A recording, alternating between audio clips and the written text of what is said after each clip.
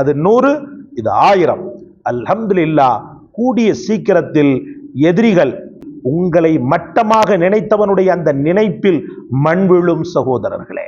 அவன் உங்களை கேவலமாக நினைத்த அந்த தருணம் வேதனையான தருணமாக அவனுக்கு மாறும்.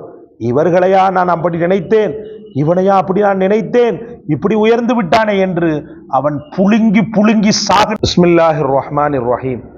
கண்ணியத்திற்கும் பெரும் மதிப்பிற்கும் உரிய எல்லாம் வல்ல அல்லாஹ்வின் நல்லடியார்களே, நாம் ஏற்கனவே 2 காணொளிகளை மதிப்பை கூட்டக்கூடிய, உலகத்தில் தன்மானத்தோடும் சுய கௌரவத்தோடும் வாழ வைக்கக்கூடிய, அந்தஸ்திலும் ஆளுமையிலும் மிகச்சிறந்த மனிதனாக உயர்வாக நம்மை தூக்கி நிறுத்தக்கூடிய அற்புதமான வசீஃபாக்கள் 2ஐ நான் தந்தேன்.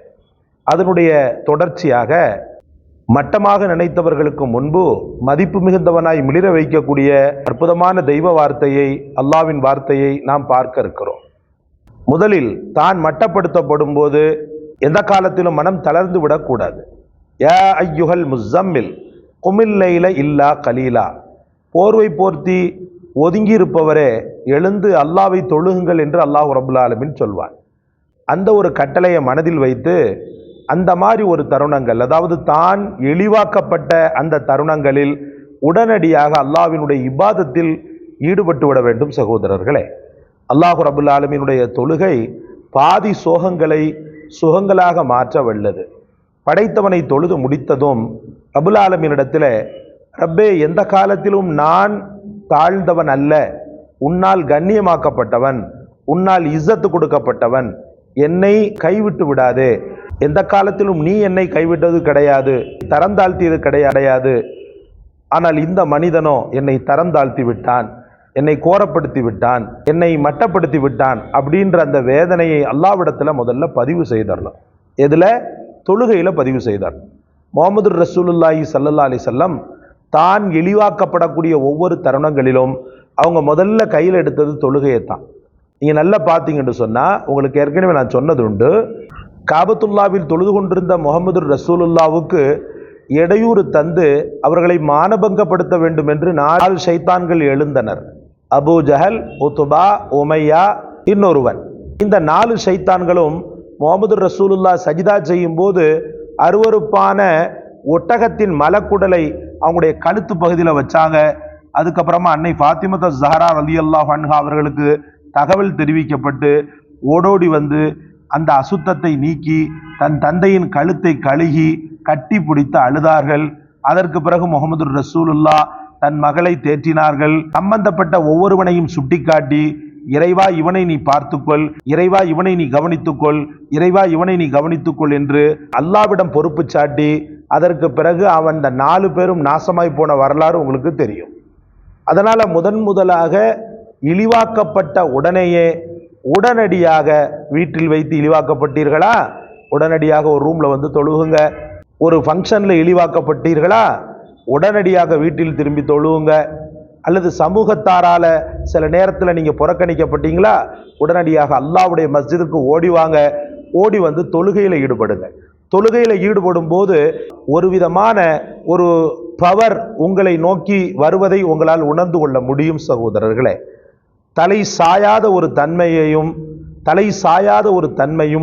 அயற்சி அடையாத ஒரு தன்மையும் அப்படியே நிலைகுலைந்து போகாத ஒரு தன்மையும் அல்லாஹ் ரப்புல் ஆலமீன் தன்னுடைய வணக்கத்தில் தான் வைத்திருக்கிறான் சகோதரர்களே. அதனால கவலைப்பட தேவையில்லை. எனக்கு தெரிந்து ஒரு சகோதரி சொல்லுவாங்க, குழந்தை இல்லை அப்படின்றதுக்காக என்னென்ன அவமானம் என்னை படுத்தியிருக்கிறார்கள் தெரியுமா?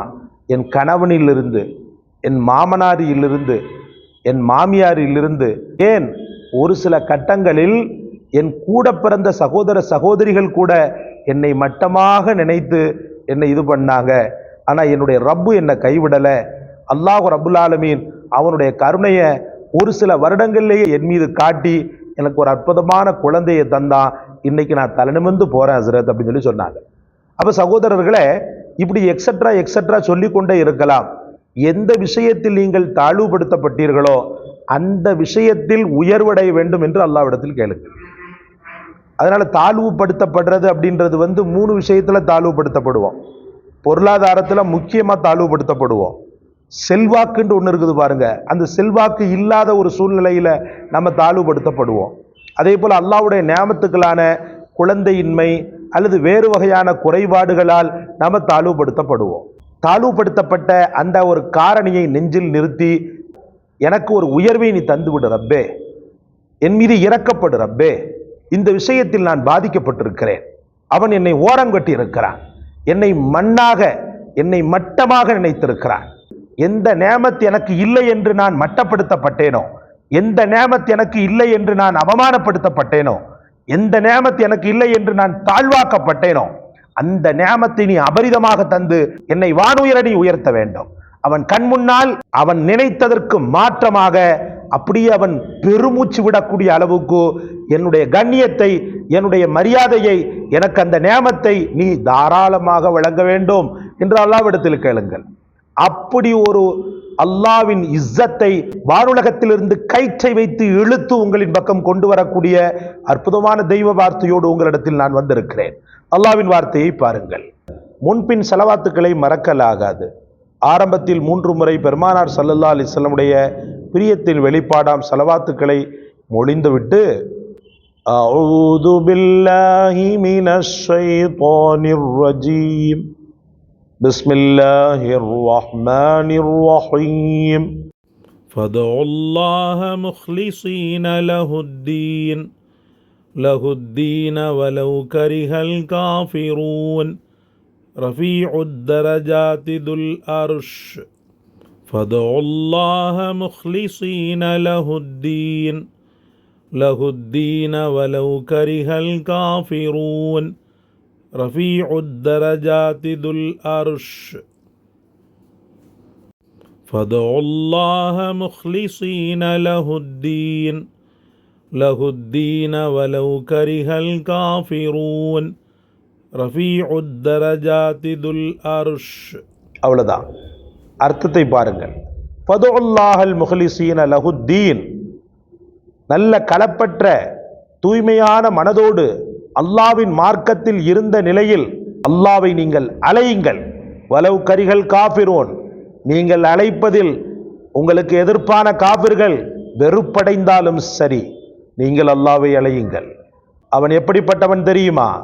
ரஃபீஉத் தரஜாதி துல் அர்ஷ், ஈடு இணை இல்லாத அர்ஷ் என்ற சிம்மாசனத்தில் எழுச்சியோடு வீற்றிருக்கக்கூடிய அந்த ரப்பு, இன்னும் அந்தஸ்துக்களை உயர்த்தக்கூடிய அந்த ரப்பு என்ற பொருள்படக்கூடிய உணர்ச்சி மிகுந்த உய்வுபடுத்தக்கூடிய வசனம், உணர்ச்சி மிகுந்த உத்வேகத்தை இரத்த நாளங்களில் தூண்டக்கூடிய வசனம்.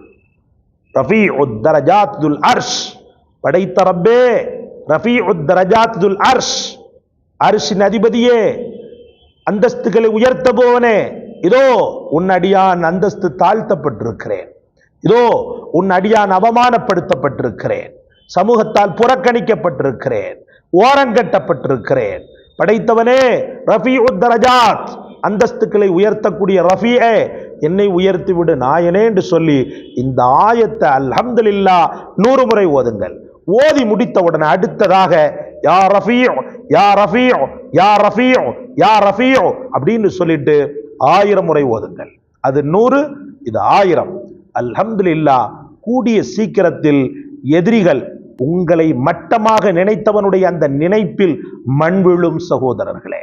அவன் உங்களை கேவலமாக நினைத்த அந்த தருணம் வேதனையான தருணமாக அவனுக்கு மாறும்.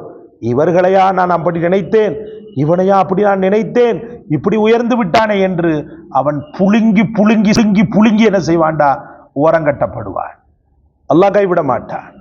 நான் நிறைய பாதிக்கப்பட்டிருக்கிறேன். ஆலீம் என்ற காரணத்திற்காக, படிப்பறிவு நம்மள்கிட்ட இல்லை அப்படின்றதுக்காக நிறைய ஓரங்கட்டப்பட்டிருக்கிறேன், உதாசீனப்படுத்தப்பட்டிருக்கிறேன். ஏன், சமூகத்தில் எனக்கு நெருக்கமானவர்களால் கூட உதாசீனப்படுத்தப்பட்டிருக்கிறேன். அல்ஹம்துலில்லாஹ், இன்னைக்கு அல்லாஹ் ரப்புல் ஆலமீன் தன் கருணையினால், தன் இஸ்ஸத்தினால் நம்மை கண்ணியப்படுத்தியிருக்கிறானா இல்லையா? கண்ணியப்படுத்தியிருக்கிறானா இல்லையா? அல்ஹம்துலில்லாஹ். அதனால கவலைன்றதெல்லாம் வேலை இல்லைங்க, கஷ்டத்திற்கெல்லாம் வேலை இல்லை. உத்வேகத்தோட வாழணும், ஹராம் இருக்கக்கூடாது. அல்லாஹ் ரப்புல் ஆலமீனுடைய தவக்குலை நெஞ்சில் நிறுத்தி அடுத்த கட்டத்துக்கு போயிட்டே இருக்கணும். அவன் சொல்லிட்டான், இவன் சொல்லிட்டான்னு மூளையில ஒதுக்கி கிடந்தோன்னு சொன்னா நம்ம அங்கேயே தான் கிடப்போம். அல்லாஹ் உங்களுக்கு ரஹ்மத் செய்யட்டும். இந்த காணொளி உங்களுக்கு பிடிச்சிருக்கும்னு நினைக்கிறேன்.